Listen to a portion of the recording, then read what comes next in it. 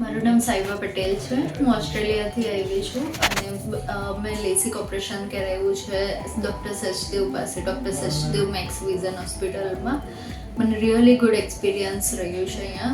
અહીંયાનો staff બહુ જ friendly છે, તમને બહુ કમ્ફર્ટેબલ કરીને આરામથી ઓપરેશન્સ ઇઝીલી થઈ જશે. ડ્યુરિંગ ઓપરેશન્સ ડૉક્ટર સચદેવ બી તમને બધું ગાઈડ કરશે, કશું બી ડરવાની જરૂરત નથી.